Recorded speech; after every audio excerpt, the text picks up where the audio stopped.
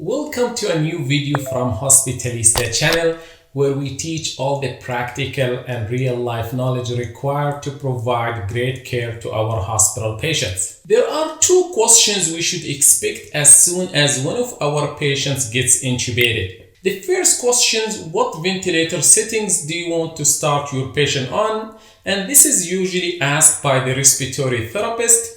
I explained this in the mechanical ventilation course. A link to that course is provided in the description field. And the second question is, what kind of sedation do you want to start your patient on?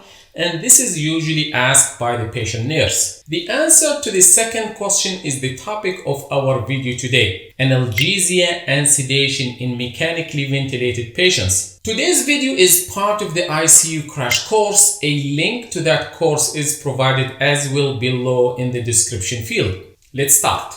Your patient just got intubated and the ICU nurse immediately asks you, what kind of sedation do you want to use in our patient? It's important to note here that sedation and paralytics used during the intubation procedure itself may linger in the patient system for about 30 to 45 minutes post-intubation. So what are the implications of this? This means most patients may not require to start any additional analgesia or sedation in the immediate post-intubation period. Again, this period roughly lasts 30 to 45 minutes. If you want to learn more about the sedation and paralytics used in intubation procedure, I have made a dedicated video for that topic, and as usual, the link to that video is provided in the description field. Also, this means we have sometimes to do or think about the following. Does our patient require any additional analgesia or sedation at all? And if our patient does require additional analgesia and sedation, what is the most appropriate approach to provide analgesia and sedation to that patient? Also, this time is good to make sure our patients are adequately resuscitated with IV fluid. Why this is important? Volume depleted patients will become profoundly hypotensive once intubated, secondary to a combination of the effect of positive pressure ventilation on decreasing preload along with the effective sedation used during the procedure. So it's important to stabilize these patient blood pressure if possible before starting any additional analgesia and sedation. Now let's answer the why, how, and what questions. Why analgesia and sedation required in mechanically ventilated patients? How to administer analgesia and sedation in these patients? How much sedation and analgesia to give? And what are the specific agents to use? And finally, how to take patients off sedation. In today's video, we will answer the first three questions. We'll talk about the specific agents and how to take or wean patients off sedation in the next video. Let's start with the first question. Why do you think intubated patients need analgesia and sedation? Let me show you a few quotes from real patients describing how did it feel when they were intubated.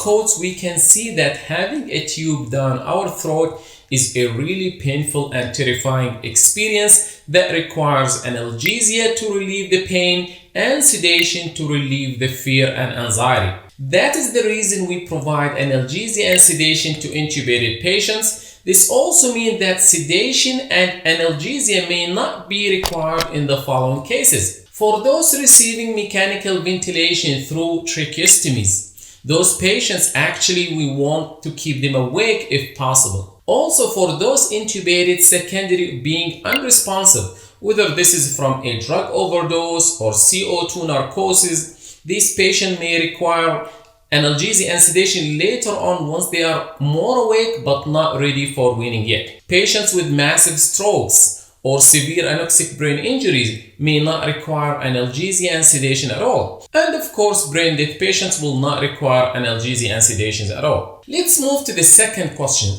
How to administer analgesia and sedation to intubated patients. Analgesia and sedation should always be provided together until the patient is ready for the weaning process. One of the biggest mistakes I see is to sedate the patient without providing any analgesia. And of course, based on this, a medication that would provide both analgesic and sedative effects by itself would be ideal.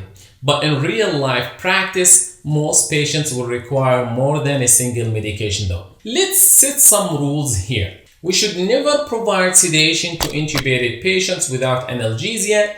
Analgesia come first and then sedation second. Intermittent bolus doses or continuous infusion with daily interruption are preferred over continuous infusion without dose reduction or interruption. What do I mean by this? There are 4 ways or approaches to administering these medications. First, the intermittent bolus dosing approach, which is to give the medications at a fixed interval, let's say every 4 hours, whether scheduled or as needed, like giving 100 microgram of fentanyl every 2 hours as needed for pain. The second approach, the continuous infusion with daily interruption approach, or what we call sometimes sedation vacation, which is to provide the medication through continuous infusion for let's say 20 hours a day, then stop for 4 hours, then resume.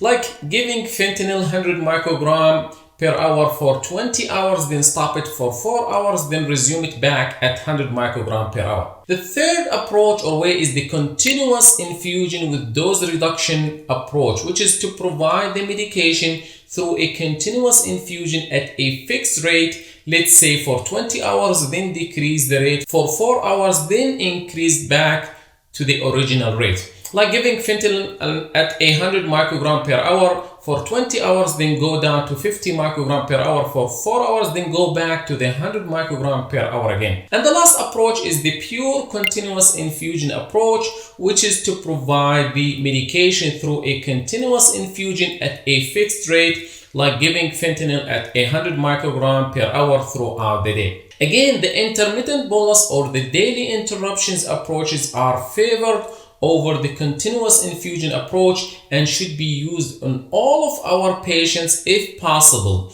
Be aware that the way ICUs apply these approaches may differ based on their protocols, but the principles are the same.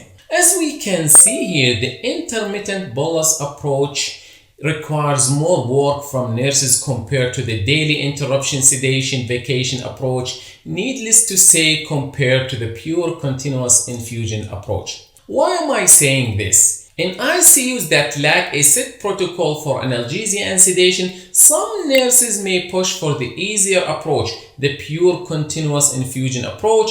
In such case, we should kindly explain to them why we should avoid such an approach and push at least for the daily interruption approach. Let's move to the next question. How much analgesia and sedation should be given to our patients? In other words, what level of sedation should we target for our patients? I'm sure some of you have already heard about the Richmond sedation scale, which is a score-based clinical assessment tool. The score ranges from -5, where the patient is unarousable, deeply sedated, up to +4, where the patient is very combative. The goal here is to keep the patient score at 0 or close to 0. I definitely recommend you familiarize yourself with this scale. What we need we want our patients to be calm and alert, or at least to be easily arousable and follow commands. Simply when you round in your intubated patients, just get closer to the patient, call the patient's name and give them a simple command like open your eyes, close your eyes, squeeze my hands, wiggle your toes. And if the patient is doing these things, then this patient is likely at the right level of comfort, even if they go right back to sleep, and we don't have to worry about the Richmond sedation scale. Clearly, if they are difficult to arouse or barely open their eyes and go right back to sleep, or if you see the patient breathing at the backup rate provided by the ventilator, i.e. not over breathing the ventilator, i.e. we see only the C breaths on the ventilator screen, then definitely the sedation needs to be cut down. And of course, if patients is restless or agitated, definitely their sedations need to be increased. Let's move to the next question. What medication should we use to provide analgesia and sedation? It is important to know the following here. No sedative or analgesic agent is sufficiently superior to other agents in all clinical situations and conditions. Selection should be individualized to each patient. Non-benzodiazepine sedative agents are favored due to the evidence of a shorter duration of mechanical ventilation, but the optimal agent for short-term or long-term therapy is not known. These medications can be divided into three groups. The combined analgesic and sedative effect group, which includes opioids and ketamine. A pure sedative effect group, which includes propofol, preceded, and benzodiazepine. And a pure analgesic effects like acetaminophen and NSAIDs. First of all, check what is available at your facility pharmacy so you know what is at your disposal. Also, again, make sure before starting analgesia and sedation that the patients are adequately resuscitated with IV fluid. Again, because if they are volume depleted, they will become profoundly hypotensive, and we need to stabilize that first before starting analgesia and sedation if possible. Next video, I will talk about the most commonly used medications for analgesia and sedation in intubated patients and the characteristics of each medication. Until then, as a general advice, picking fentanyl and preceded or propofol is a good combination to begin with in most patients. Fentanyl to provide analgesia and sedation, and preceded or propofol to provide sedation. I'll see you next video.